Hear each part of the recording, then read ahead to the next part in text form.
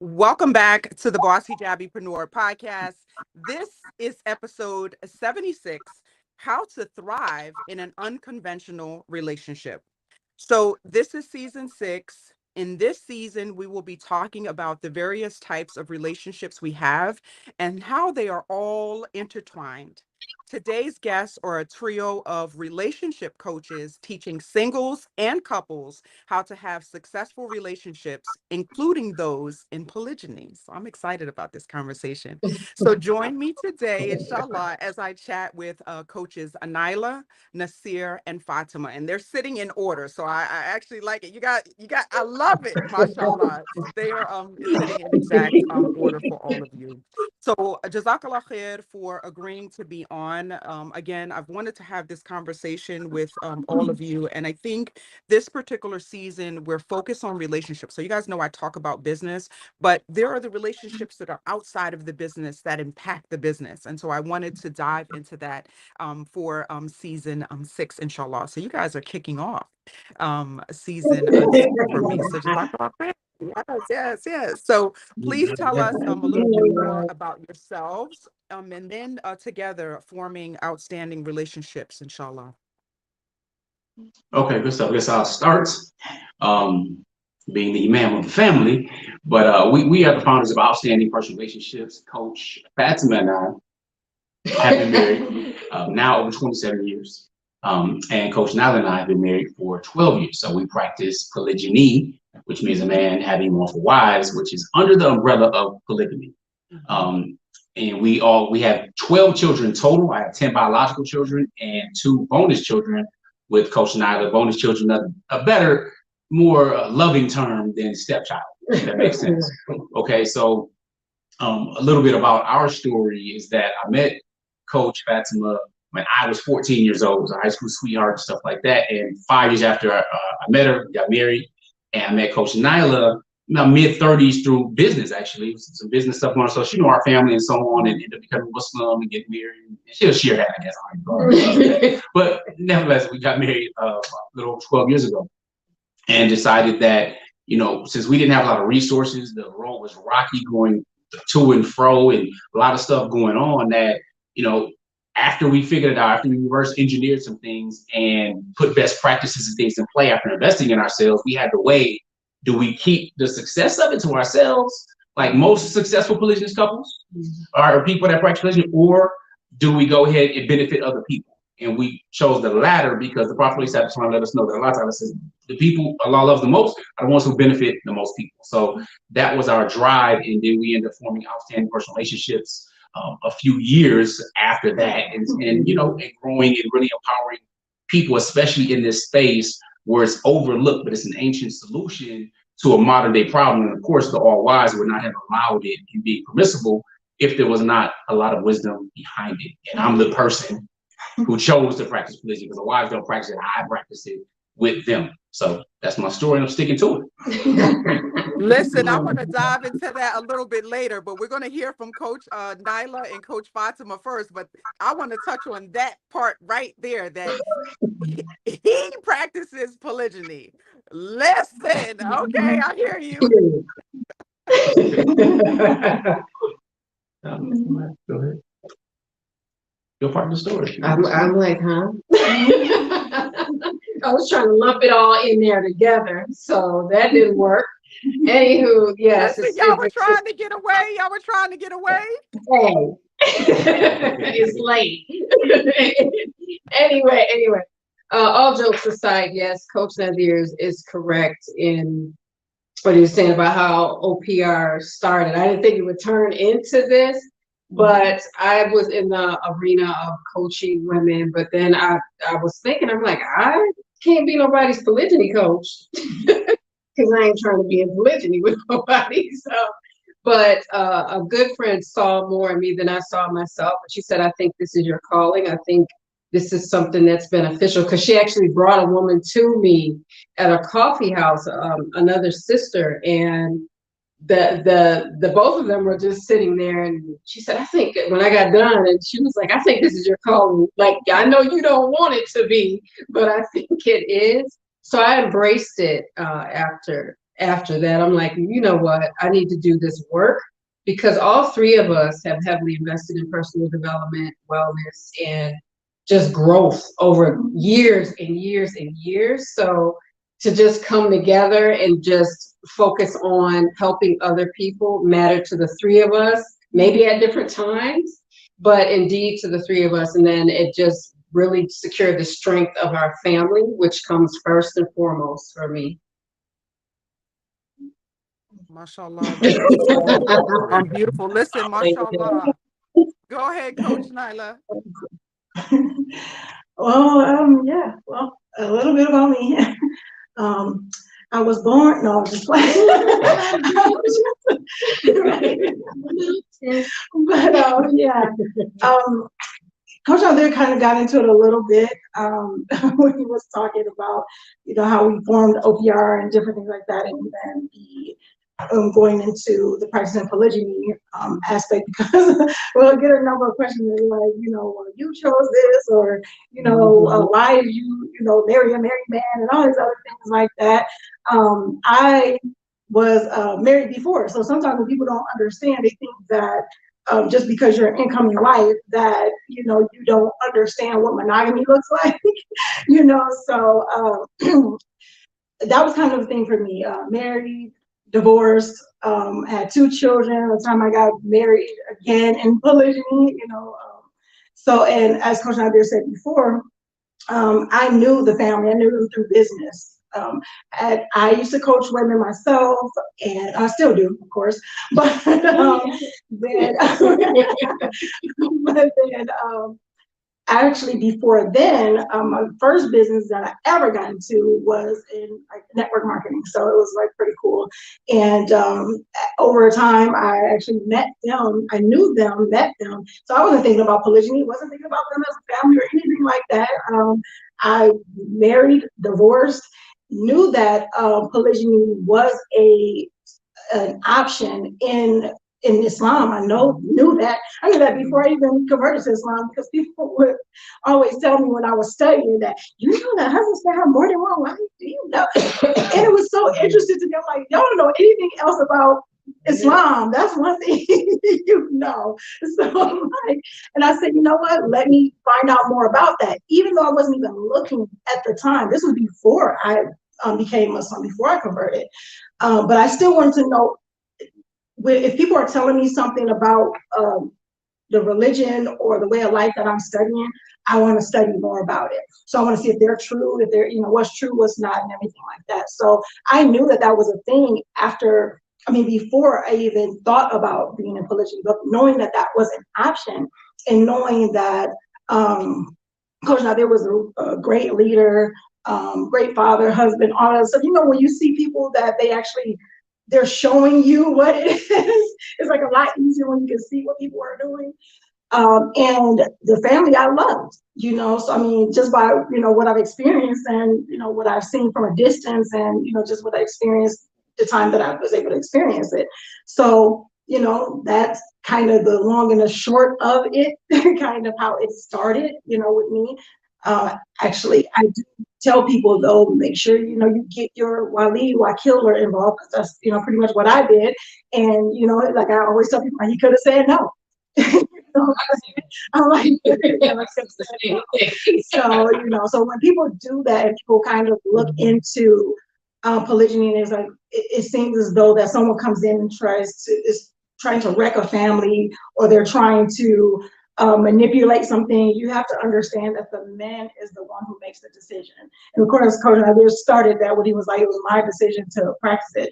So people got to understand that as well, that it is the man's decision. So, but that's kind of how that started. Mashallah. Y'all's intro, we could just leave it there. We could cut the interview off just at the intro you all gave. So you guys said a mouthful, and I'm just going to quickly recap, because you guys said a lot. And just from Coach Nasir's intro, is the man decides to practice polygyny. And I'm going to tell you why, for me, that I'm not in polygyny. I've never been in a polygynous relationship. But why that is the most important thing that he could have said is because, to me, when I see relationships that don't work, I don't look to the women, whether it's 2 or 3 or 4 that are in it. I look to what is the brother doing? Like what is the husband? Because I feel like you as the man, you set the tone, and I feel like you are the owner of whether there's some riff and all of that. So one of the questions that we have, I feel will go further into that, but I also wanted to speak to the personal development piece, because it sounds like individually there was personal development for each of you, but then I want to talk about also the development as the trio.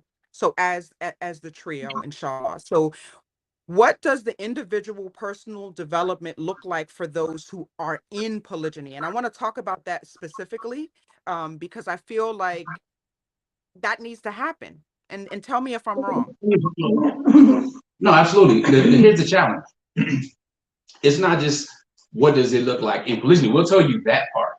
The issue is that we are not taught that in general throughout life. We have to discover it or come across it or have somebody else introduce us to it.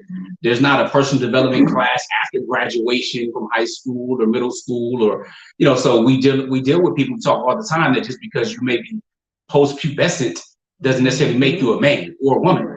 So we're dealing with grown adults, 20, 30, 40, 50 years old, with the maturity levels of 5-year-old toddlers or adolescents. So thankfully, when I was a teenager, I got introduced to a book. I think my first personal development book was The Magic of Thinking Big. And it was dealing with Amway and learning different business models and stuff like that. Because entrepreneurship, you have to grow yourself. But one of the quotes that stuck with me back then, that was attributed to Mark Twain. I don't know if it's true or not, if he said it, but it said, never let schooling interfere with your education. And my mentor, 2-time felon, had a heart attack, smoking crack when he was a teenager. I mean, really, really bad story. Today makes multiple 6 figures a month. Okay. So, he told me, your past doesn't equal your future. So he started dropping these little philosophies on me, and I got some cassette tapes. That's how old it was back in the 90s. Some cassette tapes, and started listening to the things, started learning philosophies my parents didn't know and didn't teach me. No one around, and I was the one they said by the time you're 21, you be locked up dead. That's the route I was on at the time. We all were born into Christian families. We all accepted Islam. Later on in life, I was in my teens and so on. But so somebody had to drop some seeds on us, right? So with those seeds, you got to kind of learn that it's a planting process. So with personal development, you got to plant good seed. You have to cultivate, and then comes the harvest. So it's over time. So what it looks like now is totally different. I mean, going through a couple books a week, whatnot. Now on Audible, it's so easy. But I was told 3 things, and I'm gonna be quiet because got to hear from the ladies. Everybody's journey is different, but I was told 3 things. You got to change your life more than anything else. My mentor said, 1, it's the books you read. The books you read, because these things drop, these principles and everything else. The books you read, the audios that you listen to, how you're feeling. You see, like, cut off music, turn that stuff on, this bubble gum for your ears. All right. And the people that you hang around, he said, if you hang around 5 broke people, you're bound to be the 6. So he said these 3 things. He said, always remember that success leaves clues. So personal development for me, since I came from a background of poverty, my mother is Puerto Rican, my father's Black. So I might speak a little fast. That's that Boricua side coming out. But I knew that I didn't want what my parents had. My father was working. He wasn't there most of the time before they got divorced. I saw different things going on. So I'm like, I didn't want it. So I grabbed on to mentors that could relate to me. And they started putting me in different books and told me to read. And then when I, learning about Islam and knowing the first word of Quran that was revealed was Iqra. Iqra ismi rabbika alladhi khalaq, right? From Surah to Iqra. So with that, I'm like, I'm in it. I'm dedicated to it. And I had to change me, and that changed everything around me. So that was kind of my story with personal development. MashaAllah, that is so important, and I like that you brought up that particular surah and literally the first revelation, Iqra. And I think so the main audience that we have are women, and that is one of the things that I encourage them is that, like you said, seeking that knowledge. Iqra, it's not even now today. It's not even just reading. It's like you said, it's the audio. It's the people that you hang around. For you guys that come from network marketing, that come from personal development, it truly is, your business is built on the people that you are around. Your network, it becomes your network. And I bring the thing I love, I already know. The thing I love about business and being having an entrepreneurial mindset is that you can bring what is in entrepreneurship, you can bring to into your life. And the beauty of Islam is that Islam is such a practical way of life that all you've got to do is, like you said, Ikra, go read the Quran. Surah Baqarah, you want to know how to do the business? Go read Surah Baqarah. That's it. That's it. MashaAllah. Would love to hear from either Coach Nyla or Coach Fatimah, or both, inshallah. Same question. What does the individual personal development look like? Well, one thing that it looked like for me was that I had to make sure that I was being a good mentor to my daughters. And I didn't want them to think that their father had to come home, share with me what he found through personal development, fix me, and then, I can get in the game, right? I had to show them that, no, I get in the game because he's living life as a Muslim man, and I'm living my life as a Muslim. So our lives look very different. So fatherhood and motherhood intersect, however, they're different. They're very different. And because we raised girls first, they had to look at me and go, okay, now what are you going to do? And I'll tell you why very quickly. This is important, especially when they're very young.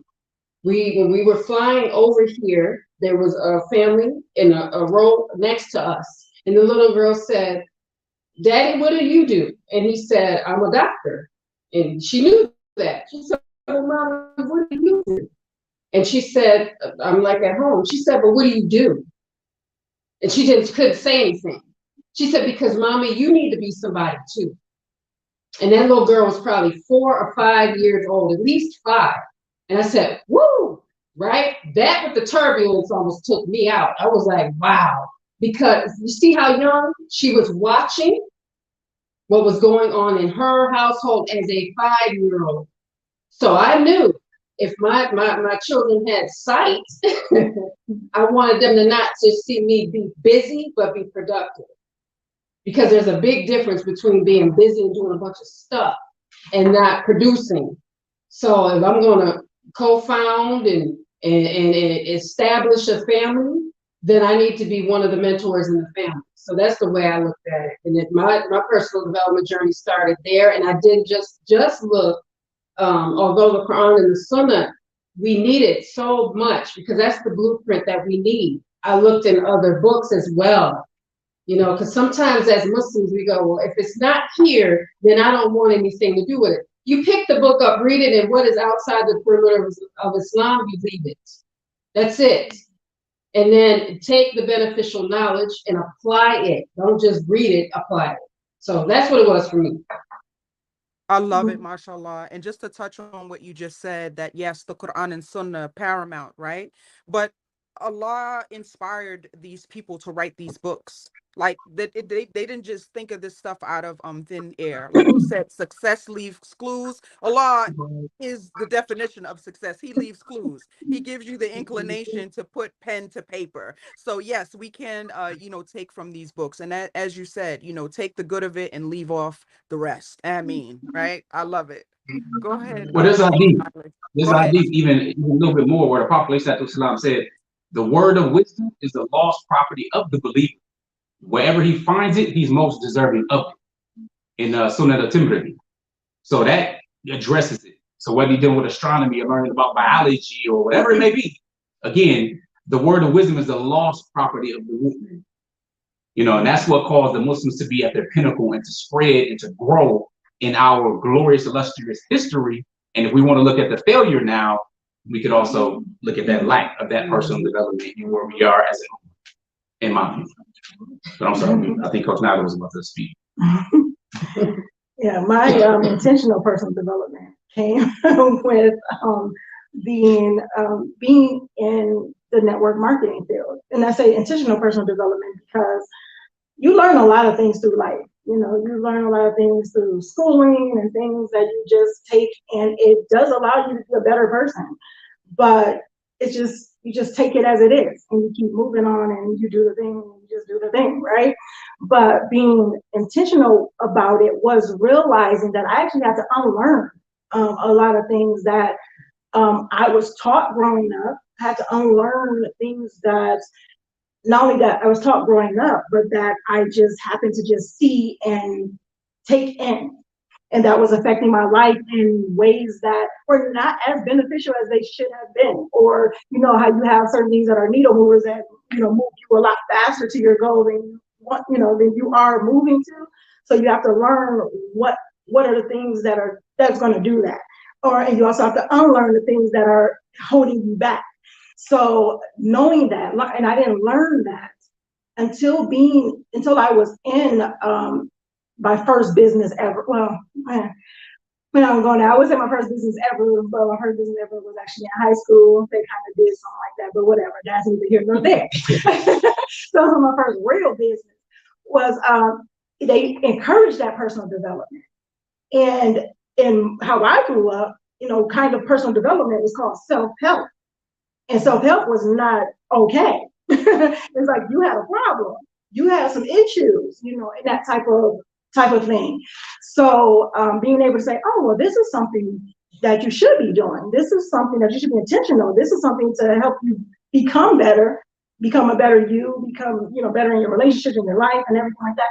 And then I love reading and taking in information anyway. So I'm like, okay, what else can I learn? What else can I learn? But it took so long. I actually had a Tony Robbins program that I got from, this is crazy, I got from a thrift store. And it was cassette. We don't talk about, you know, we already talk about cassettes, the 30-day program. And it sat on my shelf for 2 years.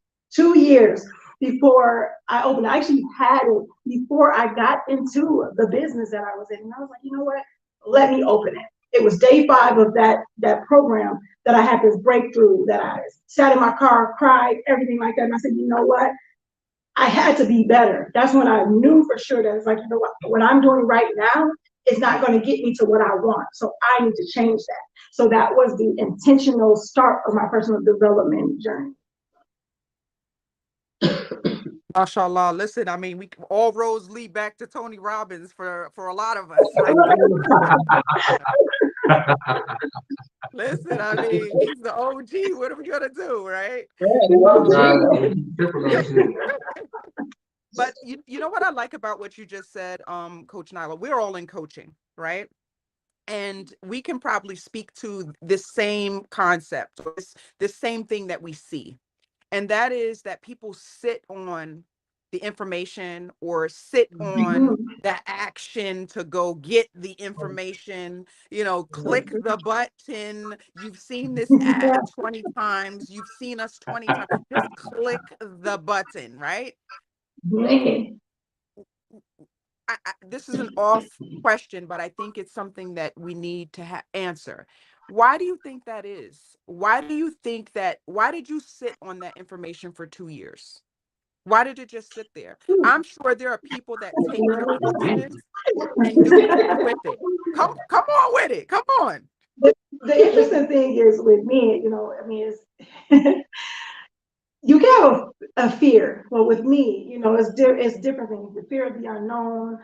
That I thought it was actually a good idea. I heard about Tony Robbins. I just, you know, didn't open it up. And mind you, like I said, it was in a plastic, everything, 2 years. And you know, you quote unquote let life get in the way, and then you're just like, okay, I'm just doing this. I'm existing. You know, you're doing the thing. You're busy, like Coach Fatimah said. You know, you want to be productive. You know, don't be busy, but be productive. But we hear people say that a lot. I'm busy. I'm busy. I'm busy. I'm too busy. And it just has to take something. And we've talked about it and heard it, you know, the POD, you know, the point of decision or the point of discuss, where you're like, no, it got to be something different. It has to be something different. So, you know, until you get to that point, you know, you won't change. You know, until you get to a point of decision or a point of discuss, you won't change. And I wasn't there yet. So even though I had the information, even though I physically bought the information, I went out and did it. because I saw it and I was like, oh, this seems like it'll be something good to watch or listen to or whatever. And I didn't do it, but it's just that I wasn't ready. You know, when the student is ready, the teacher will appear. The teacher was always there. I just wasn't ready to receive the information yet. I want to chime in on that too, kind of going into why. One of my mentors, I asked the same question. And he said, you know what? This is why. Because at the end of the day, he described success and failure. He said, success is practicing the simple disciplines on a daily basis. And failure is making little errors in judgment on a daily basis. So imagine this. The person picked up a cigarette, they smoked it. End of the day, they can't breathe, having asthma issues, all that, they trace back to the cigarette. The next day, it be done. See, failure doesn't happen at the end of the day. You don't have catastrophe at the end of the day because you didn't get up, you didn't put in work, you didn't make the calls, you didn't get the education. It doesn't happen. It sneaks on you slowly. So it's not the first cigarette that's going to kill you and give you lung cancer, like what happened to my father, right? He moved up, right? He started at 16. A year from now, you know, I'll be 47. He died when he was 47. You know what I'm saying? So it wasn't the first one, it was probably the 257,000th one, if that makes sense. So the little errors in judgment that happen over time, that's why, because it's easy to do, but it's also easy not to do. So that's why less than 10% of people never get past the first chapter of that personal development book. We want it now. We want it immediately. Now in the internet age, we're in the scroll age, you can't keep my attention. How many people are join the stream and then leave without getting jewels because it's free 99? You know what I'm saying? So we had to learn that it is the little things over time that make the difference. It's like going to the gym. Oh, the gym don't work, you go one time. Okay. But if you go one time a few times a week, you spend, 5 hours in the gym for the month versus 5 hours in one day. That's life stuff. Right. And we get older and think we can intellectualize and rationalize it, but we losing the babies who don't hear no and the can'ts and all the stuff. And they achieve so much until the world beats them down and they accept it. So anyway, that's why we're not into training, but that's what my mentor told me. We can go in, sounds like, on that, particular vein, but I truly wanted to talk to you guys and have you answer that question about the whole personal development piece individually and collectively, as a trio, because literally that sets the stage for everything else, right? So, exactly. First, period. Go ahead, Sister Fatimah. Speak on it. That's it. And people ask us all the time, especially me, because, they did something to me, and I'm like, oh, first of all, let's get that out there. Let's do a little house cleaning, y'all. We have to, as Muslims, we're so focused on the distractions of this world versus the qadar of Allah. We either intentionally or unintentionally diminish the qadar of Allah and disrespect it. And then we go, well, if this hadn't happened, and they wouldn't be here, and these kids, and I always say carry the two in the woo, right? Instead of focusing that energy, that good energy, on a good area of life, they go, oh, how did you do? And they want to jump over personal development and personal accountability. We like to say we grown in our community. Well, then we need to act like that, right? We need to act grown. We need to do what grown people do. And then ultimately we can do what kings and queens do. Because what is that quote? Your past doesn't mean your future does. So when are we going to start working on our future? How much more time do we have to work on our future? And I started thinking about time and how old I was and how long I've been married and were my kids going to sit and stay at this size, or were they going to grow? And if they were going to grow, I needed to grow too. So I had to understand the power of the qadar of Allah, and I didn't have time because I don't own time, and I need to work and start working hard and start working now. Because once we're doing our personal development work, they separate in the fact that they need to do personal development work in order to heal. They want to jump over to the healing. Can't do that. It's steps to this. So we have to respect all the steps in order to get the brass ring of the reward. And we're still working. Personal development work does not stop. Right. It never stops. You never get there and go, I'm good, I'm here. Quick question with that. Quick question I want to tag on that, Coach Fatimah, is the healing. Like, You said the Mhm. personal development part is ongoing. Do you think the healing process is ongoing too? Do you think that there's an ED ever at the end of the word heal? Heal, like, is it healed or is it always healing? I think it kind of depends on the person and at the rate they're going. But I don't want to, for me personally, I don't want to just say, I'm healing, I'm healing, I'm healing, because then I got to revisit trauma, trauma, trauma, because those words, again, intersect all the time. So I like to lead with in the morning, okay, I healed over here. Now I'm going to go over here, heal on this, and I'm just going to keep going in different areas. But I might be done with okay, I have to heal from the gossip. I've been done with that years ago. Come on with it, right? So come at me with it, but you be ready to take that L when I come back at you, because see, I healed from the gossip part, right? Or the not knowing part, because then I embrace the color of Allah. So I don't sit in that.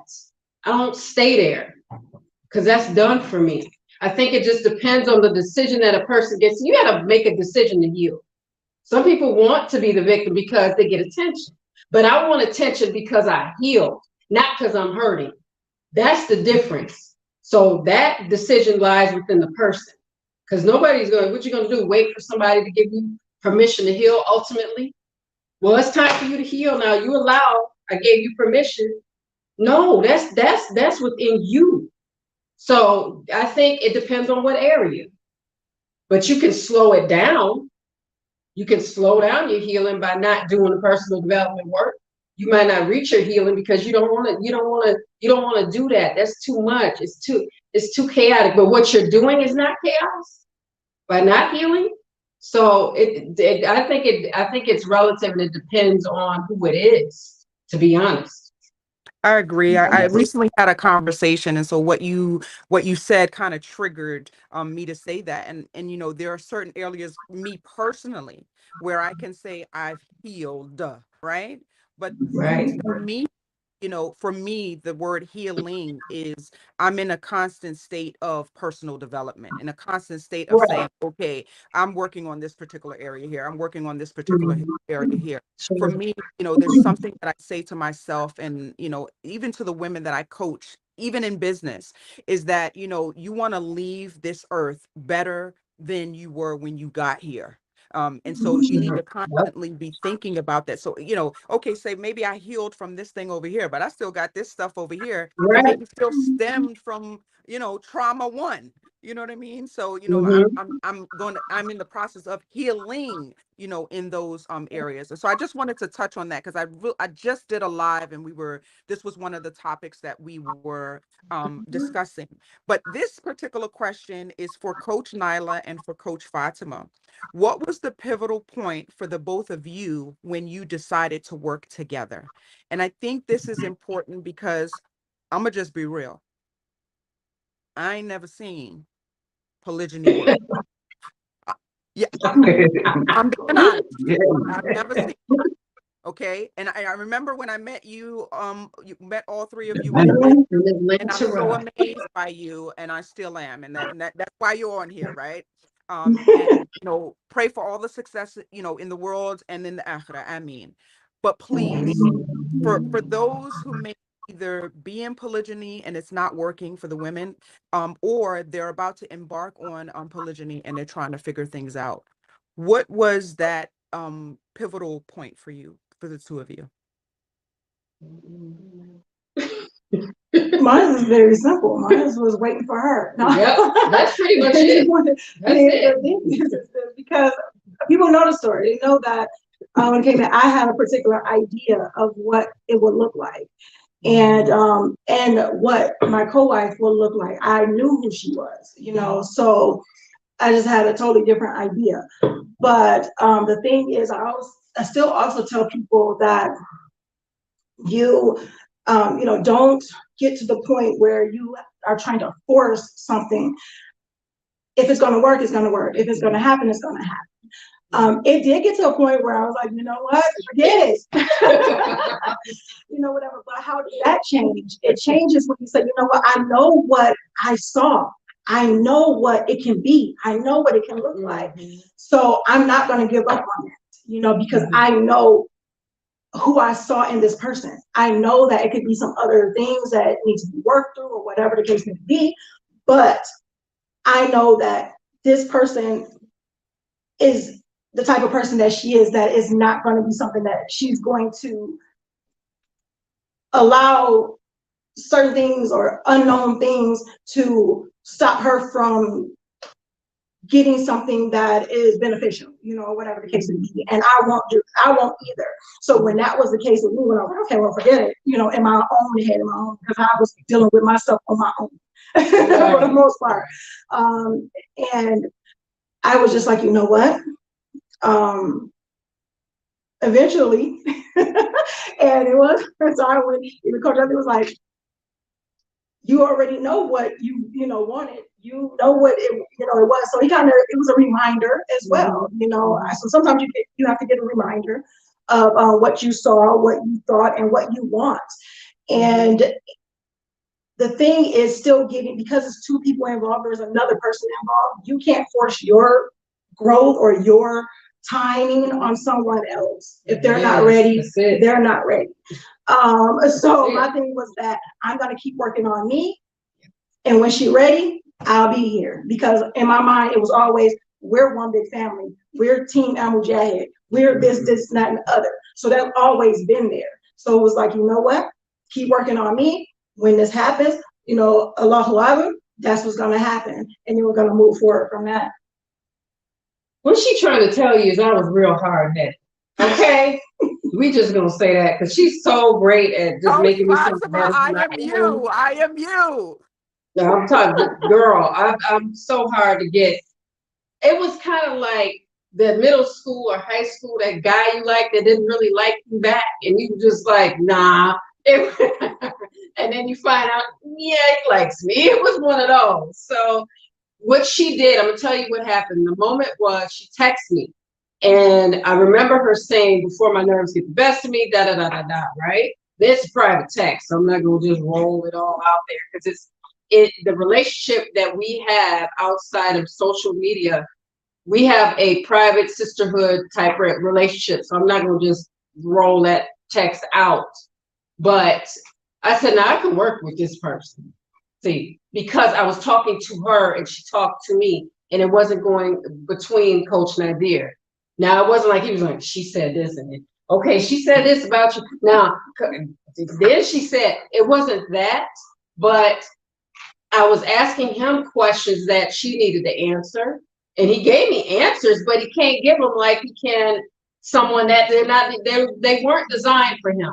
Right? So he's going to answer him as a husband, as an introvert, as an INTJ. He's going to do all that. He's just going, boom, it wasn't that. Boom, she knew I wasn't going to divorce you. Boom. And I'm like, wait, now I need a little more than this. So when she texted me that day and we had lunch, I said, okay, now I get to meet her outside of the label of wife. We get to meet each other as two women that happen to be married to the same husband. We didn't make our conversation about him. So that's how that was the moment when she texted me. I'm sure she wanted to talk to me years before that. But as I stated earlier, I'm going to talk when I want to because I was being hard-headed. I'm a Jersey girl at heart, but I'm not from Jersey, never been there. But I'm just saying. So shout out to Coach Nyla for having courage, because I'm not easy to approach. I knew that. So, you know. Lala, I am cracking up over here, okay? Side question for Coach Nyla and Coach Fatimah. Do you think that in every polygynous relationship that there needs to be that direct conversation with wife 2, 3, or 4, you know, 1, 2, 3, or 4? Do you think that that's a conversation that needs to be had one-on-one, and then, you know, collectively, like if there's 4, do you think that that's a conversation that needs to be had? You know, here's the thing. I believe that I believe that the husband is the imam, and sometimes people overstep. You know, I believe that wives do that, and that's where a lot of issues come from too. Because it's like, well, you know, he can say one thing and you're not listening to what he's saying. He can tell you that this is, because he can possibly see the bigger picture of it all, and then we're just seeing this one track mind type of thing. So what I believe, somewhat as far as best practice, yeah, I do believe that everybody should communicate. I believe that everybody in the family should connect because you're a family. You're connected that way. What I don't believe is that the husband gets overstepped in order for that to happen. Right. Because I do believe that it takes it changes the dynamic. And it does take, we as women, when we get married, and I'm also speaking for many women out there, that we are not looking for a punk. We're not looking for somebody that we're gonna walk over. We're looking for a person that's a leader, the provider, the maintainer. We're looking for someone with those qualities. If we as wives are overstepping that, then we take that away from them. So when it comes to that, if you have one of my things, like if you have certain issues, you can come to them with the issues. I like that leaders, true leaders, kings, they'll sit there and say, okay, I hear this, and they'll see if it's petty or not, or whatever the case may be. People's like, you know what? Then we're gonna have a meeting. Then we're gonna do this. Right. We're gonna have that, type of thing. Instead of like, okay, well, I'm just gonna. We've seen that before, where a husband will say, hey, I need this to happen this way. I need you to not do this. And she'll be like, well, you know what? I know he told me not to, but I did it anyway. And then now I'm feeling some type of way because she told me something that I wish I didn't hear, and blah, blah, blah, and all this other stuff. And they're like, yeah, because you didn't listen. You know what I'm saying? You overstep the bounds. You bit the hand, Marty, you bit the hand. So it's just certain things that, I do believe the conversations should be had. But I also believe that it's a proper way to go about the conversations. Because with Coach Fatimah and I, the conversations didn't go between him like that, but he was aware of the conversations. Like he was aware of her feelings, he was aware of my feelings. And even to the point where it was like, okay, we'll reach out then. Because he knew what I wanted to do. And I'm like, oh, but I'm really type of thing. So, but if I would have just did that, and then he knows her better than I know because he's been around her more. He knows me better than, because he's been around me more. So it's that type of thing where it's like, okay, nah, probably won't be best to do it that way. Probably be better to do it that way. So it's the type of things that we need to make sure that the family is involved, because the bigger picture is what we're striving for. So those who have the bigger picture in mind and success for the whole, for the entirety of it all in mind, that's who we should be able to go to and get the guidance from. And we should go to the imam of the family, the leader of the family first, and then start moving forward to building bonds and things as far as that. And I also think, in addition to that, I think that the wives can communicate with each other if they have a healthy intention to communicate in a mature way that doesn't hurt the other, right? Because we know if we're going to say something that's hurtful, we're trying to hurt someone. That's what's so beautiful about being Muslim, being judged by Allah on our intentions. And we know if we're intending to be petty or be hurtful or overshare to the point where we're hurting our co-wife. So if they're mature enough to have the conversation and create boundaries within that conversation, then by all means. However, it's what Coach Nyla was saying. We're not going, if the husband says, look, I don't think you should do that today. He doesn't have to put a tail on the end and say, because she said you won't. Just listen. Just listen to him. Because he's in between the women in the capacity of husband, not of wife. Not of wife. So the emotions of that conversation, he's not dealing in the emotion of that because he's not a wife, right? So we needed to respect the fact, like she was saying, that he's the one there in the forefront that has both stories. So yes, if they're mature enough, by all means. But if the husband is saying, wait a minute, hold on, we got to listen too. I'm gonna chime in here too, Go ahead, there are other aspects that are usually behind the scenes. For example, some of my mentors let me know you had a leader that leads from the front that tells everybody what to do, and that's command hearing, if you will. You had the one in the middle, you had one behind, and so on. But the best leaders are the ones whose team say, you know what, look at what we did.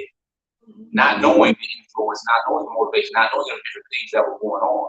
So as a navigator of that ship, it's my responsibility to paint the vision, to get the buy-in, give them enough time to see that I'm demonstrating and doing what I'm supposed to do. You know what I'm saying? So they have to believe in me. All right, they have to believe in that vision that has to be painted. One. The second thing is that if we Muslims, the first thing we should do with that question is say, okay, what did the Prophet ﷺ do with his wives? Well, he had a family meeting every night in one of his wives' house, the house he was going to be at. You know what I'm saying? And looking at the practical matters of today, it's extremely important that the man got your stuff together. You never know. I mean, you have children, you have assets, you have businesses, you have all these things going.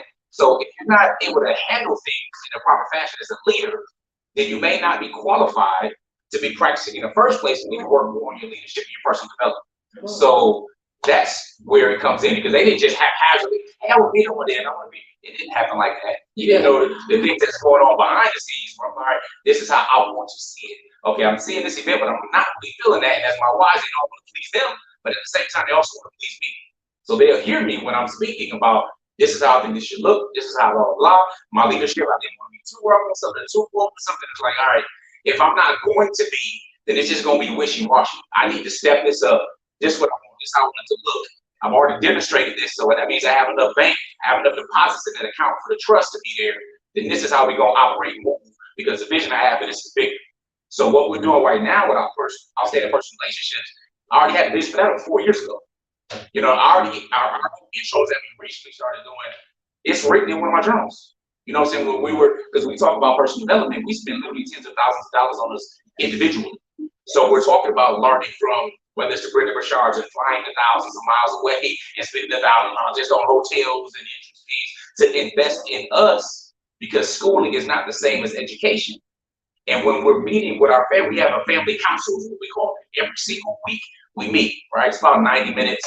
But one of the things we ask, what are you doing in your personal development? What are you getting out of that? You know, so we're going through books a week, we're going through these different lessons, but it takes somebody to navigate that, and that's my responsibility as a navigator, to know and to really steer that ship. So it's the things that go on behind the scenes, because like you said, if the man sets the tone, then he also grows it, and he's supposed to steer that ship.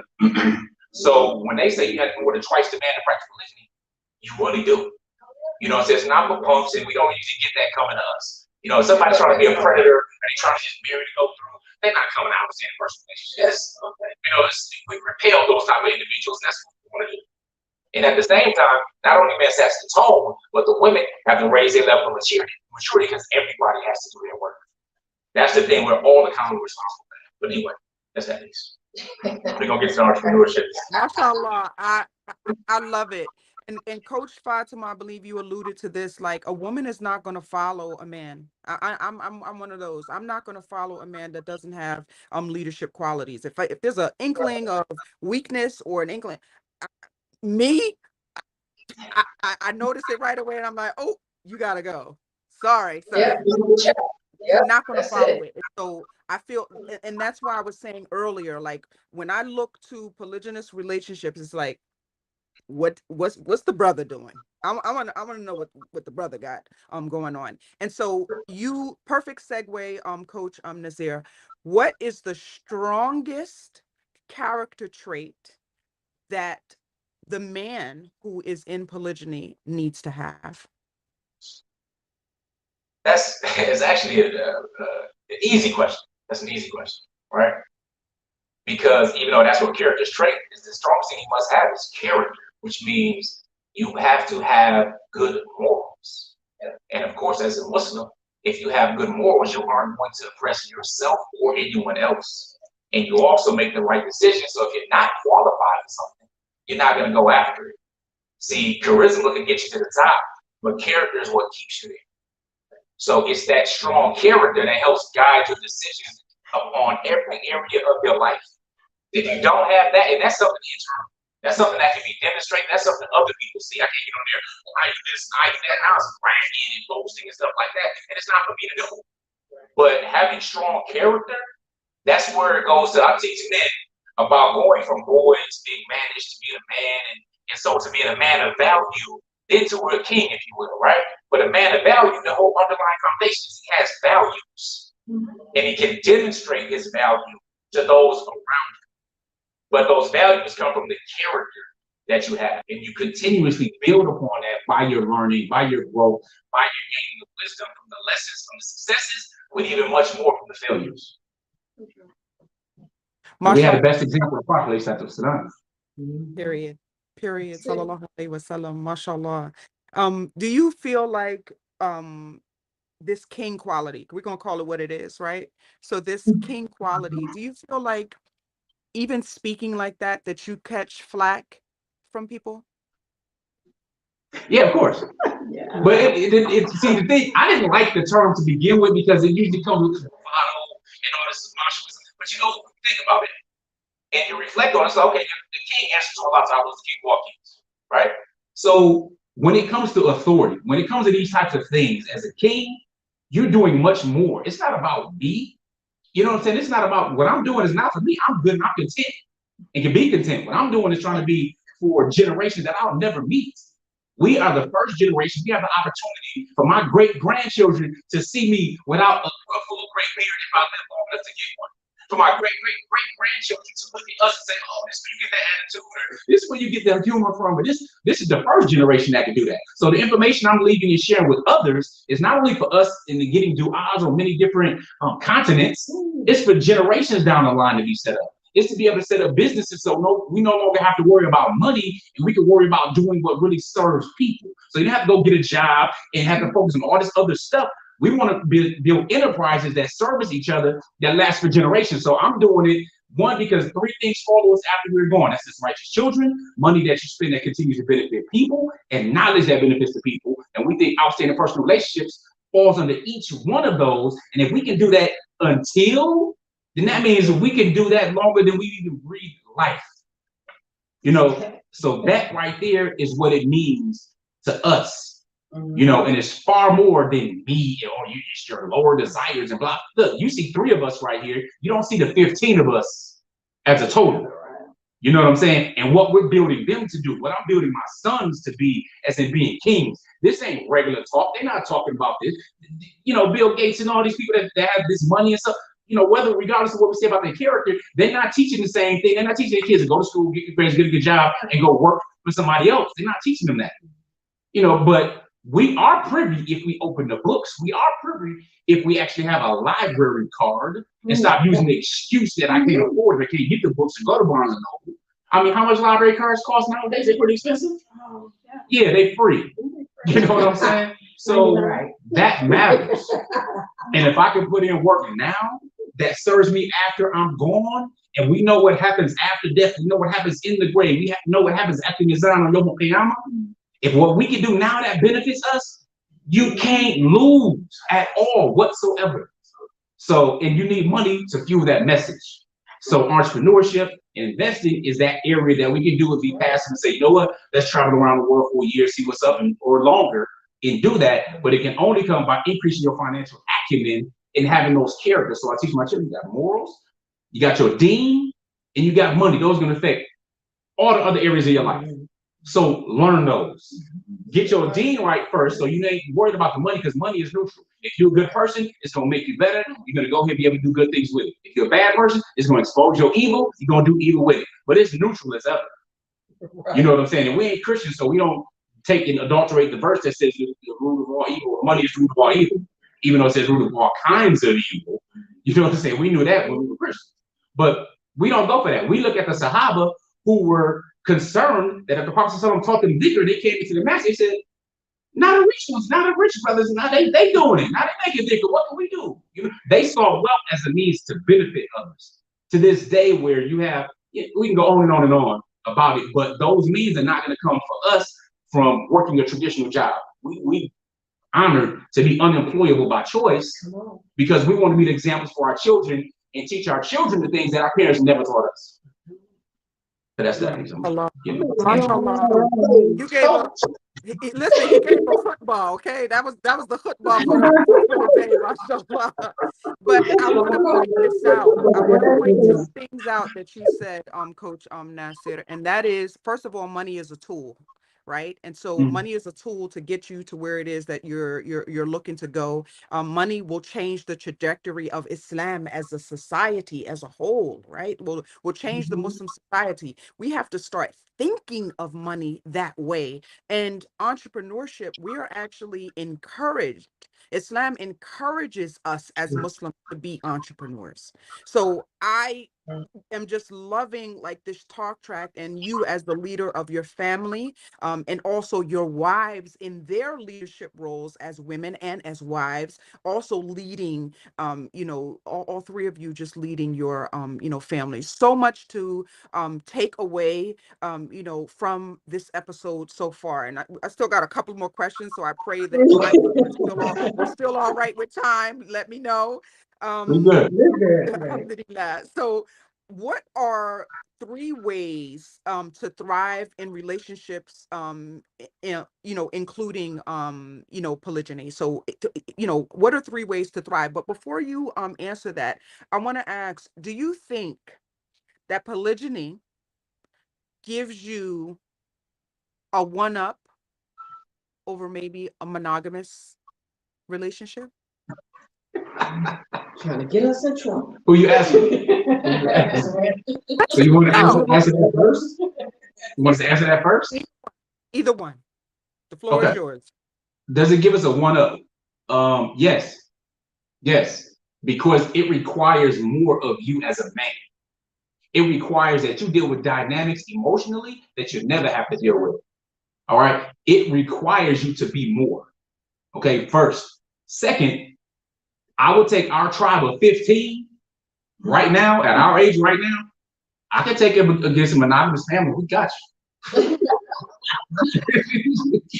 You know what I'm saying? But no, it does. It really does give you a one-up because it helps you think on bigger lines. When I look at it as a Muslim, we should be encouraging men to practice polygamy. They already want to practice polygamy. I mean, it's in our nature, if you will, right? But you should try to strive to be qualified to do so, even if you don't intend to, even if you think it's a headache or whatever, that's fine. But for what it will make of you, it will require some things of you. It requires increase. It requires a lot of multiple intelligences to go. And that type of man, of course, there's not enough people on the planet for everybody to practice polygamy. So when they say, oh, it's not for everybody, forget that. Of course, not for everybody. We can do simple math. However, for those who do, let me give you an example. The video that was released, the music video by Drake. All right.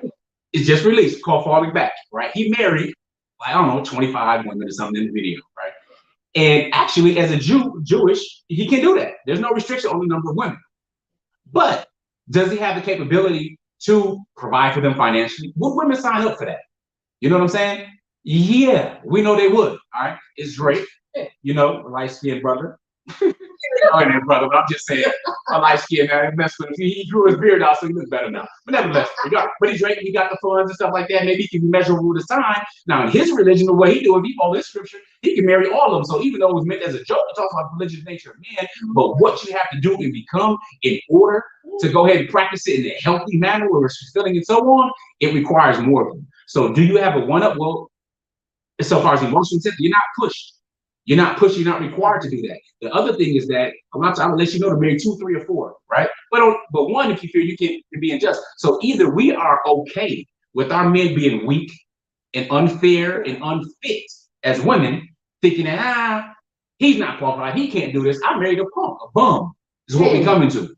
But I can look at buildings and structures where we are, where we travel to build cannons that walk down castles.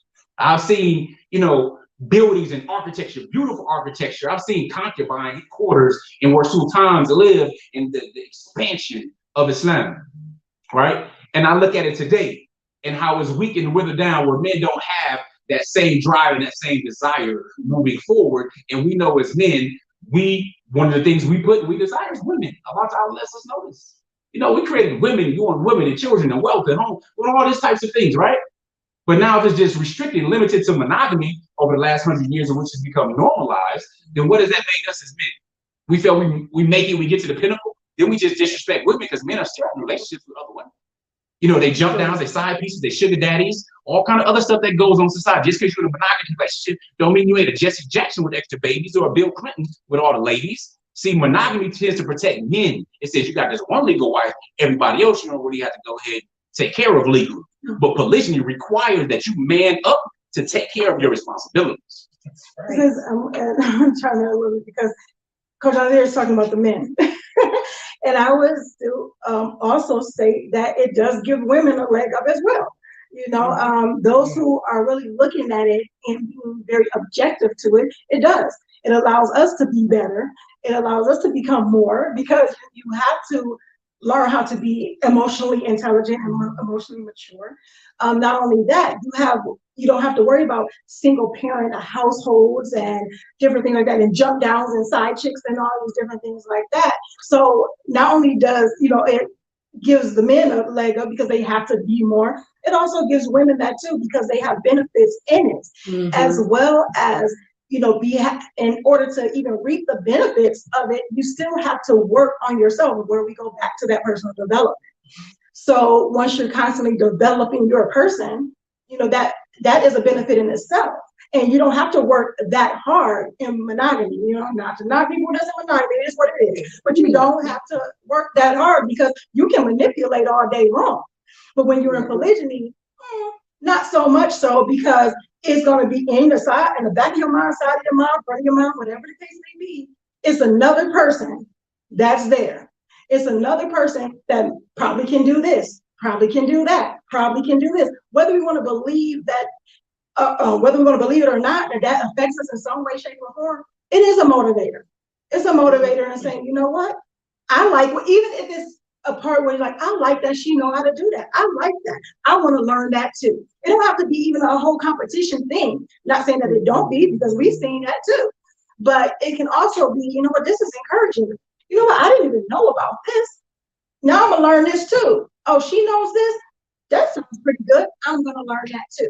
So yeah, in all, I think it gives society as a whole a leg up if that is what they practice, and if they decide that, you know what, not only am I gonna practice this, but I'm gonna do it right, because doing it right means that I'm gonna make sure that I'm not being manipulative, I'm not being hurtful, harmful, I'm having character, and the morals and things like that that Coach Nazir talked about earlier.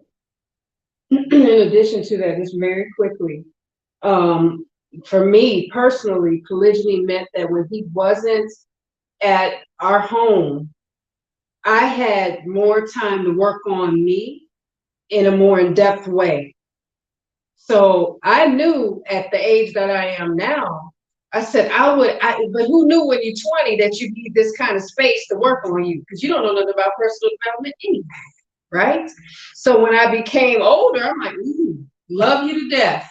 But woo, I'm glad I ain't got to make breakfast and I can read this book right now, right? And he's not the guy to get in there, woman, and make my food. It's not that, right? But it is indeed an expectation there when he's home, okay? But I knew I needed more time with my grown-up daughters. They're all adults. And I knew I needed to have more time to me without the distraction. Okay, be it a good distraction, but I needed more time to foster a better relationship with my Lord, with Allah, and work on my personal development. That happens when the kids are, they get a little bigger, and then the husband is gone, and I'm like, oh snap, what am I gonna do with me today, for me today? So that's what for me, that's what it was. I could just go a little deeper. Listen, I don't know, like, I might have to call you Coach Fatimah. Because me personally, right? So as I get older, as I mature, polygyny becomes more appealing to me. Just going to be totally honest. And for that reason right there, Coach Fatimah, that where I have time to myself, I still get the benefits of being married. I still, to me, get that protection, that companionship. But you go somewhere a couple of days or whatever the schedule whatever it looks like, you go somewhere. I get to be over here. Yes, And I think, you know, that's the best part. Yeah, our daughters want it. 'Cause our youngest baby, our youngest daughter. We have five daughters, and two of them are married, monogamy. Three of them are unmarried. We're looking for good quality people that are willing to practice polygyny because they actually want their husband to practice polygyny after marrying them. You know what I'm saying? But finding the qualified people is a struggle. I know sisters got it bad. I'm a wali. You know what I'm saying? I'm trying to get my daughter married to righteous young men of value. You know what I'm saying? So it's a struggle. Yes, But indeed. yeah, they never been in a relationship, none of that stuff. But they look forward to a polygyny, their husband practice polygyny and stuff like that. Eventually, when that time comes, inshallah. Inshallah, and may Allah grant them tawfiq. I mean, because like just even in the first conversation that I ever had with you, you can see the benefit of polygyny, and I think we all can see it. You know, I think we all can see it, and we all know the benefits, especially from, you know, reading from an Islamic perspective, looking at the life of the Prophet sallallahu alaihi wasallam, right? We can see it, and I think for us in present day, we need to see it practice well. And I think, you know, for your girls, and I'm sure they, you know, I don't want to speak for them, but in my opinion, right, they are able to make that decision for themselves because they see their parents practice it well. You know, and so this goes all the way back. I wanted to say this in the beginning, you know, is when you made the decision to share this gift, to share this practice with the rest of us. You needed to do that because we need to see more positive role models. Yes, you know, we have the life of the Prophet sallallahu alaihi wasallam and his wives, radiyallahu anhuma, but we need present day. We need 1400 years later with all of what's going with all going on in the world. Right. We need something a little more, you know, a little closer. You know what I mean? To be able to touch and to see it. So Jazakallah khair for, you know, answering you know, that call. Yes. So so the second part of that question is 3 tips on how they can thrive in relationships. You can put it in general or specifically in polygyny. 3 tips. I think you know, we always talk about have the willingness to have the hard conversation. You have it, and also listen to the perspective that's not just your own, is a huge thing. The communication part. Ooh, if we could just sit down and make a safe space for couples that are married to speak about polygyny without anybody running off, getting triggered, raising up, getting in their feelings about it, then I think men and women alike would feel safe in discussing it, and it wouldn't be so doggone hard to do, because then we could get to some resolve. We can't resolve anything if we just, you know, you bring it up and somebody's head explodes, like conversation over, right? So communication, I would say communication is big. I would go into, in addition to that, minding your marriage. And that's whether you're monogamy or polygyny. When it comes down to it, people want to compare, and comparison is the thief of joy. So, you know, people want to compare so much, or, you know, or if it wasn't this way, or maybe, or lifts, and all these different things like that. Or they see people on Instagram, these couples, and you see these snippets, those snippets of life, and thinking that that's the whole thing, and then they become ungrateful. So the thing is that mind your marriage, and minding your marriage, you're minding your marriage to make sure that it's the best marriage that you can have. Not because you're competing with this person and that person, because you want it to succeed. So that's kind of what I would give for that. I would suggest investing in yourself. Investing in yourself, because there's always a return on investment.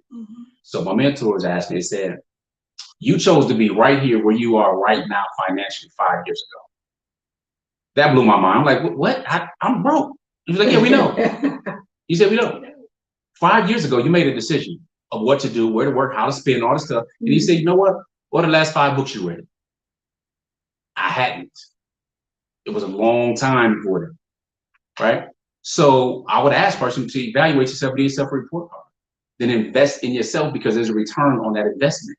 So if you can't name the last 5 books that you had that are involved in increasing you, meaning like whether it's leadership, communication, active listening, all right, teamwork, financial IQ. If you can't name the last 5 books that you did, then you're on the path of making small errors in judgment on a daily basis, which leads to failure.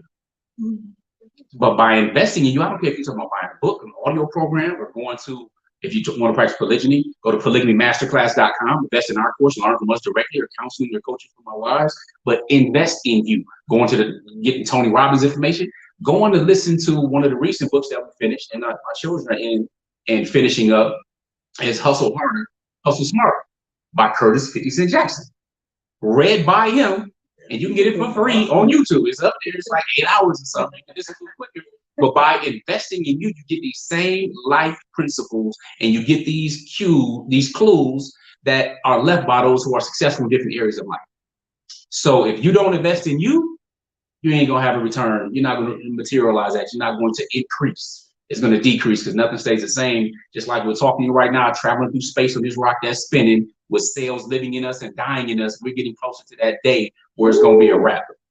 That's all reality. But if we're investing in us, then you can't lose because there's a return on that investment, just like Allah Ta'ala is going to return and repay us for the different salat and all these different things that he's given us the ability to do. And through his rahmah is going to bless us for doing those things. So, so important. Investing in yourself. If you're not investing in yourself, then you're already losing. You know what I'm saying? But the good part is you can change that direction overnight. You might not be able to reach your destination overnight. At least you can change your direction and get there, which reminds me of the Prophet Islam said, a person will practice the deeds of the hellfire his entire life until he gets a bow's length away from paradise. Starts doing those deeds, dies doing those, and get Jannah, get paradise, right? And then there will be a person who will do the deeds of paradise their entire life. Stop doing those deeds, do the deeds until he gets a bow's length away from paradise, starts doing the deeds of the people in hellfire, die doing those deeds and get hellfire. So it ain't how you start, it's how you finish that matters. But making that choice and investing in yourself is what can change everything. That was a long answer. Allah, about to tear, about to cry some tears, I want to ask this question, and for all of you, do you feel that there is a greater intensity in 2022 to invest in your spiritual, your personal, your business development? Do you feel like there is a greater intensity? And why? And I'm gonna just say my opinion first. And the answer for me is yes. I feel like Yom Kippur is near. And a lot of people, were like, well, if Yom Kippur is near, why do I need to do all of these things? Why am I still, working on these things? And I think it goes back to what you just said. Like, it's how you finish. You know what I mean? Like, why stop? There's a hadith, and it's a hadith that I quote often, and it talks about if Yom Qiyamah is about to be announced, Yom Qiyamah is about to be announced, the trumpet is about to be blown, and you have a seed in your hand, plant the seed. That goes back to intention, and that goes back to, as Coach Nazir said, like, it's how you finish. You had that seed in your hand, and that seed was something of good intention. We don't know. That could have been the act. Just the planting of that seed could be the act. Man, go ahead. I'm listening. Question: is it more intensity? Oh yeah. Yeah. Is it important? Do you think that in this day and time, right now, 2022, we've been through the pandemic, we've been through all this stuff. Is it still important to go hard? Yeah. Oh yeah. you have to go hard before you can't anymore. You don't get it's that thing where like you don't get a day off. You know what I'm saying? If you have children, if you have grandchildren, if you have you have to keep going. Because like I was saying earlier, who owns time? Allah Ta'ala owns it. So do you get a break? Do you really get a break? You might get moments where there's breaks, but you got to keep going. You have to. Because I started thinking the older I got, I said, how much more time do I have to collect these good deeds? Don't let these people making dog for us in these comments, because I need all the help I can get outside of myself. right? So I'm like, alhamdulillah, I want to send them back the dua just the same. May their families have success and whatever they make dua for us for, be it that in their lives as well. But I'm like, I need some help. And then OPR and then these du'as, and I'm like, oh my goodness, it's so powerful because we don't have time to be lazy. We have no time to be lazy. You know, it might be one meme I gotta make and I'm ready to jump off something very high. And I'm like, you know what, I got to get this meme out. I can go lay down and get into bed after it, you know, or schedule whatever, or have this meeting. But because I will regret it if the next day I can't get up and do that. And I could have did it right then. And I just wasted that time. You know, we don't have time to squander. We don't. I read a quote on that. It said, procrastination is the arrogant assumption that God owes you another day to do what he gave you the opportunity to do now. I'm just saying. Yeah,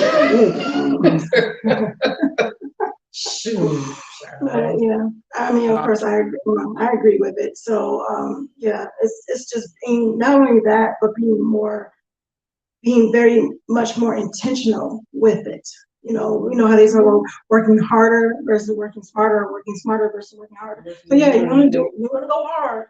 You want to go hard in a smart way. You know, you want to make sure that, you know, you're going to reap the benefits. You're going to, and not just, you know, just stacking up the good deeds, because like Coach Reynolds said, like, I need all the good deeds I can get, you know. But when it comes down to it, it's like, you know, if the intention is there, even if it's something as little as talking to your child about something or guiding them through something or whatever the case is, because every time I feel a little annoyed and I go, what?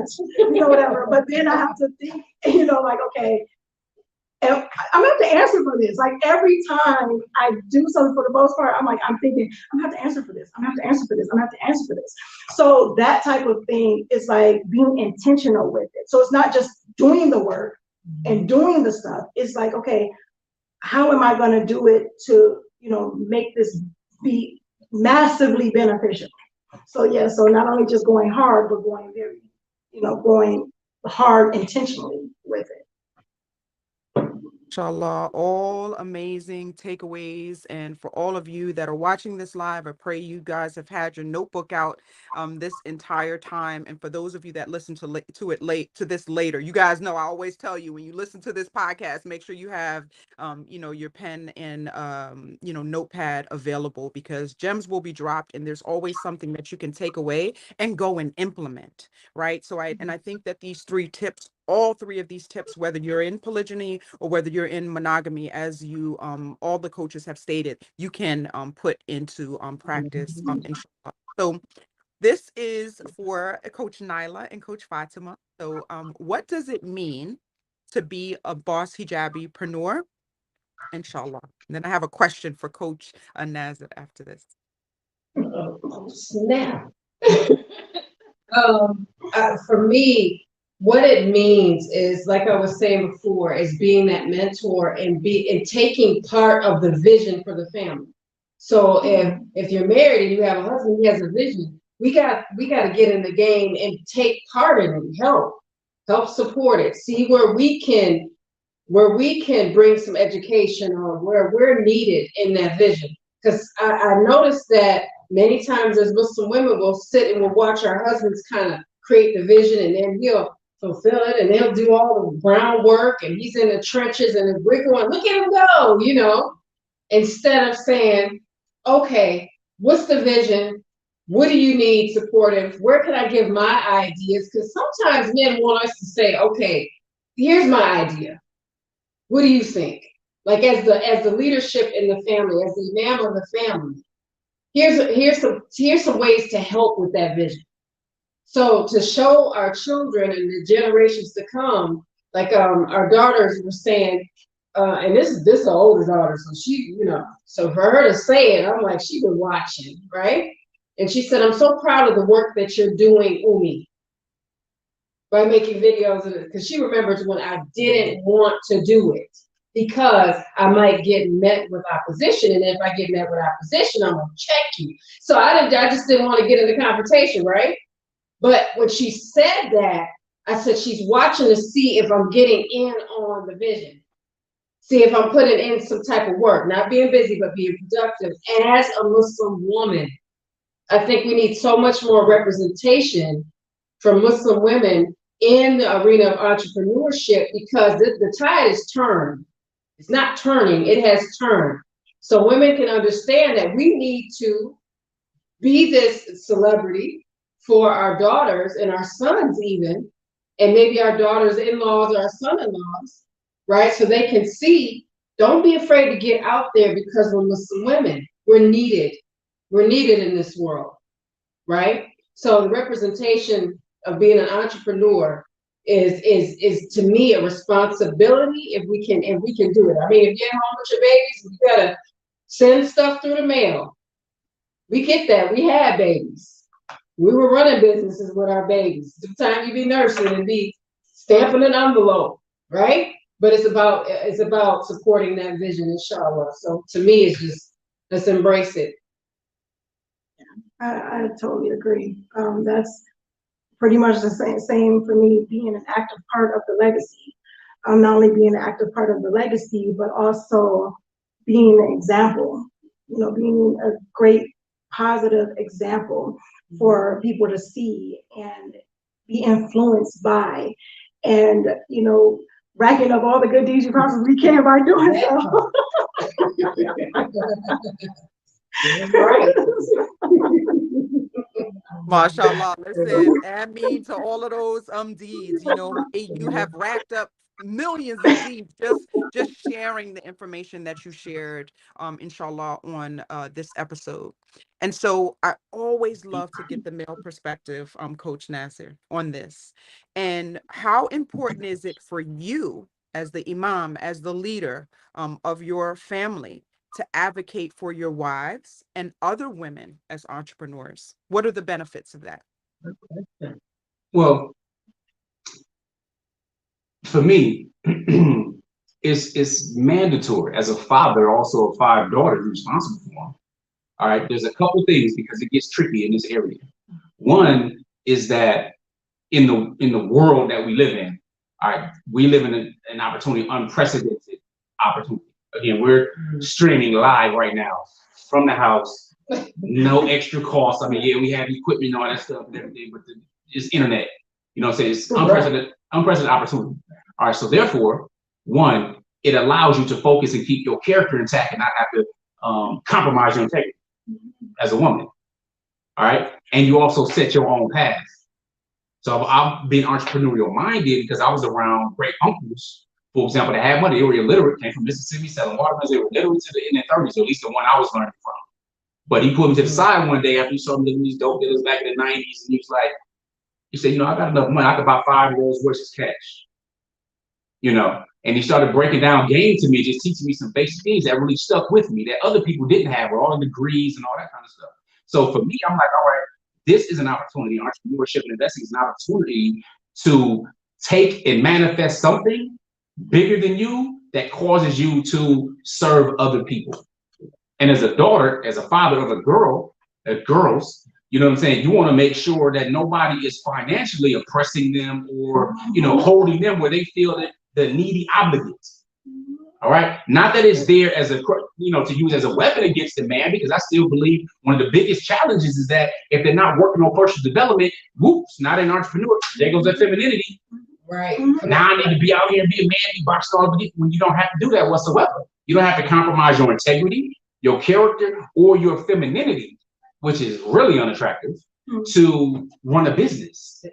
You know what I'm saying? So with that, we have so many examples of that throughout our illustrious Islamic history. We're going even back to our Black history with Madam C.J. Walker and holding stuff down, that there's so many other examples, and there's unprecedented time. That's why I support to me they learned. That's why they were preteens reading Rich Dad Poor Dad. That's why we play Cash Flow 101. They understand the cash flow quadrant, where to get going, why they have their YouTube channels, and how they growing, and they learning this marketing. Now they see the digital stuff, and we're being examples from that, right? So it's extremely important for my daughters to be on that, and then of course my sons to be on a higher level when it comes to being kings.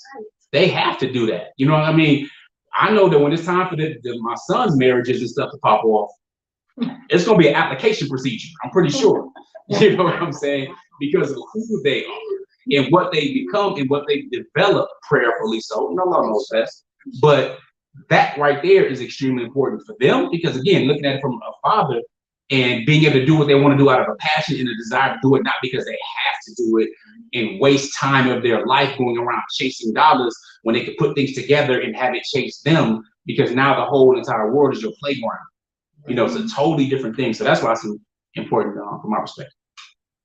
I mean, praying for just, this next generation, this generation that we are raising, praying for their Islam and, like you said, their development and, just everything. They're going to be something else. I mean, they are going to be something amazing. I mean, they're literally taking, the excellence of where we stop and they're starting from I just sit here like this, just in awe. Yes. Yes. One thing I want to touch on, and this is both, of course, we big up the women on this channel, but I love that, you talked about your sons too, because they in turn, of course, they big up themselves, but then they're also creating another, version of what you've, established, Coach Nazir. Your sons are doing that. But I believe that our society, both as a Muslim society and as a whole, will become better as a result of this mindset that you have. And the reason why I say that is if we look back to the wife, the Prophet Muhammad sallallahu alaihi wasallam and his first wife, Khadija radiallahu anha, even them coming together. Of course, this is a man of excellence. He's the prophet, right? But then we have her, who's at the upper echelon of the society. She married up. So she's already up. She married up. And I believe what you are teaching your daughters, they can only up can come to them. Nothing that's below a certain. And to me, that's why I teach entrepreneurship. I teach entrepreneurship to women and girls for that right there, and financial literacy. Because it's not about, I'm a single lady, or it's not about the Beyonce. Right. It's not about the Beyonce mentality. It really isn't. It's about what Coach Nazir just said.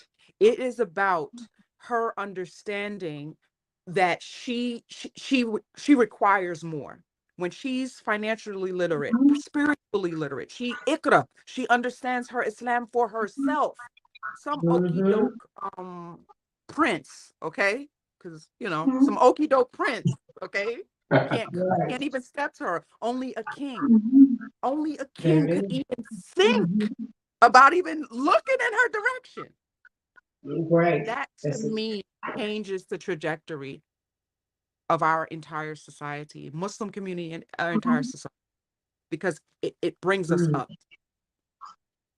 Excited, and I am full. Wallahi, I'm full from this conversation. I knew I was going to learn a lot. I knew I was. But I didn't think that it was going to cause the thoughts that are going. I mean, the thoughts are all over in my head, and I got some homework, after this episode, and I'm going to enjoy listening to this, inshallah, as I edit it. So how can the Boss Hijabi preneur audience connect with you? I heard you mention earlier one of your courses, and the one that I saw was the Course Relationship Mastery Inner Circle program. What else is there that you have in your repertoire? Please let our audience know, inshallah, how they can benefit. Yeah, they can find us pretty much outstandingpersonalrelationships.com. That's the website.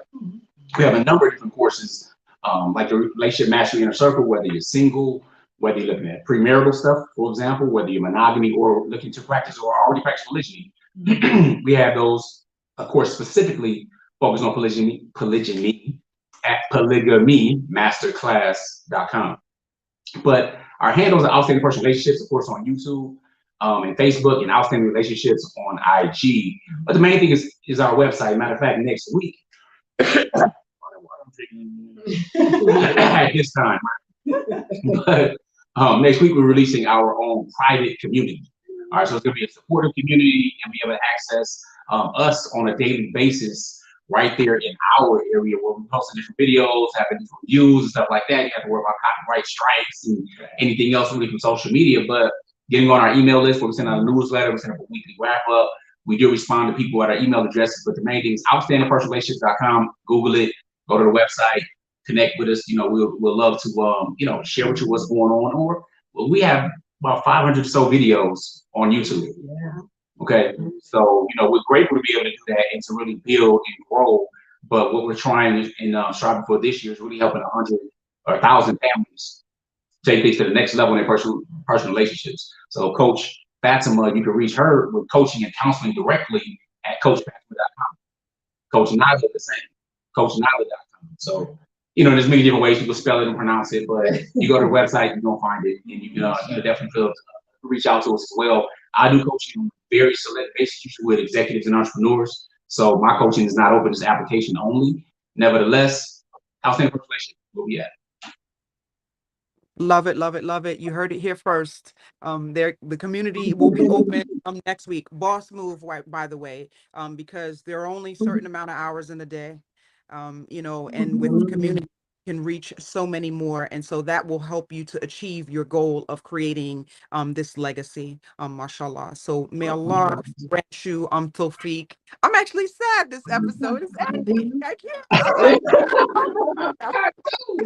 Mashallah. But one of the things that I pray that the listener takes away from today's episode is that make every action and aspect of one's life worship, including our relationships, no matter how unconventional. Mashallah. Yeah, you know, and my inspirational quote of the week, I think you will enjoy this, especially Coach Nyla, because you said something that is in this quote a little bit earlier. It is only when the sun of the ego sets that true everlasting light of the soul and the innate beauty within the human being can rise. This refining of the soul to be pure, to be in pure alignment with God, is the essence of the station of ihsan. In defining ihsan, the Prophet sallallahu alaihi wasallam famously said, "It is to worship God as though you are seeing him, for even if you cannot see him, he sees you." And this is an excerpt from one of my favorite books, The Secret of Divine Love by our sister, A. Helwa. If you haven't gotten that book, I didn't talk enough about it. You better go get it. All right. So, Jazakallah khair, to the for being here. Please leave us with any final thoughts, inshallah. Well, I have something to say to Sister Halima. I wanted to thank her because when she first met the two of us, we were not ever met with any negativity, or she didn't treat us in such a way where one of us didn't exist. And she was so in our corner on that day, and I remember that. And she took a photo with us that we still have. We still have it. But the way she embraced us was in such a way that the city that we originate from, we didn't get met with that kind of love. And I want to thank you, Jazakallah khair. That's one of my really, really powerful memories. And then I said, you know what, we're gonna be all right. Because that sister embraced us both. Not one, but both of us, and with that, our whole family. So Jazakallah, thank you so much, sister, for that love. I appreciate it. We just do. Y'all don't know. In my older age, in my maturing, I'm a crybaby, y'all. I used to be a gangster, like for real. I was a gangster. As I mature, it's the little things. Alhamdulillah, you never know how you impact someone. I so appreciate y'all, and you know, may Allah grant you tawfiq individually, and may Allah grant you tawfiq collectively in what you are doing, and may, you know, Allah open up the pathway. Al-Fatah. May he open up the pathway for people to see the good in what it is that you're doing. And, you know, may more people embrace, polygyny. You know, I might raise my hand. You know what I mean? After talking to y'all, I might raise my hand. I mean, yeah, we'll be out here fighting. okay. So Jazakallah khair for being here, for the audience, for tuning in. Inshallah, join me next time as we talk about overcoming the top 3 challenges Muslim female entrepreneurs face. Peace. Assalamu alaikum. So like, peace.